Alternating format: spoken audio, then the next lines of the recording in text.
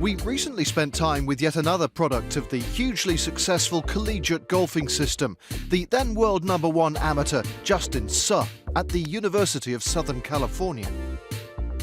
Now, though, we turn the spotlight on USC's female contingent, who've just enjoyed an excellent season. Ultimately, they missed out at the NCAA finals, but two of their players teeing it up at the US Women's Open at Charleston provided an ideal tonic. Jennifer Chang just finished her sophomore year for us. She's from Cary, North Carolina. Jen's kind of the standard AJGA superstar. She's been a rock star on that tour since she was 13 years old. She's been an elite junior golfer in the States for a long time. Gabby Ruffle's story is a little different. She was a superstar tennis player when she was young, playing golf for about 4.5, 5 years now.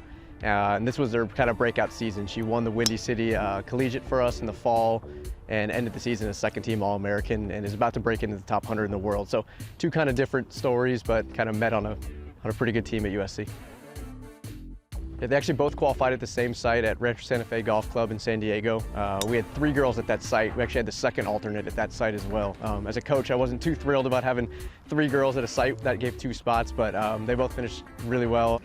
It was a 36-hole day, and after the first round, I shot even par, and then I shot another even par. I bogeyed my last hole, so I didn't think I was going to get in, but I saw that Jennifer Chang, my teammate, shot 1 under, and then Malia Nam was still on the course, my other teammate.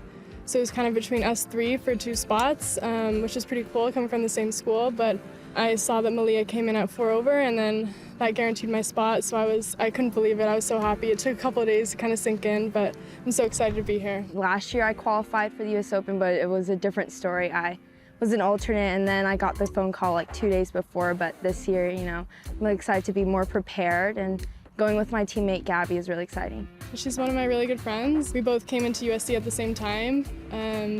Yeah, it's awesome. It's so cool that we both qualified at the same spot and are here together, and we'll see how we can do this week. This is Gabby's first major, so she's really excited. I think some of that excitement is she beat her brother to a major. Her brother's a former top amateur in the world. She got to play a US Open before he did, so a little bit of family bragging rights there. And then this is Jen's second US Open. They're both really excited for a good week, and I think this golf course sets up pretty well for both of them. They can perform pretty well. After coming through the collegiate ranks, both were clearly delighted to have the opportunity to rub shoulders with the best female golfers on the planet at such a blue-chip event. As a coach, it's awesome to have 2 players in the field. Jennifer played with Andy Park yesterday. It was really cool to have kind of my first superstar player when I was an assistant at USC, playing with kind of our new superstar player, Jennifer Chang. And we got a couple other former players in the field, and it's just great for them to kind of get to mix it up with them for a week and see what it's like, what it's going to be like in a couple of years when they get out here.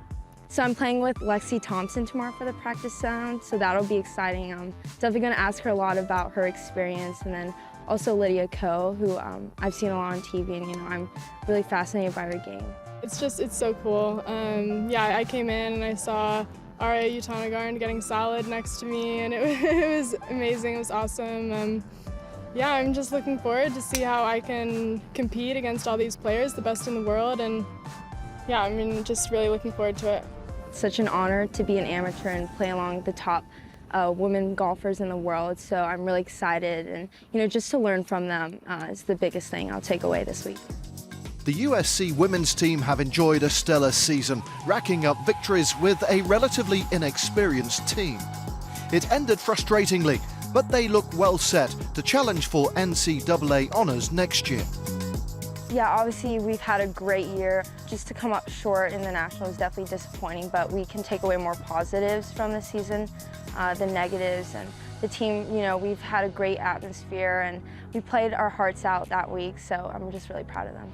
So we had 7 wins as a team this year. We spent a majority of the season at #1 in the rankings. I think in one of the rankings we're still #1. We lost in the quarterfinals at nationals. It's a bit of a bummer. Played pretty well all week, had to fight some weather delays.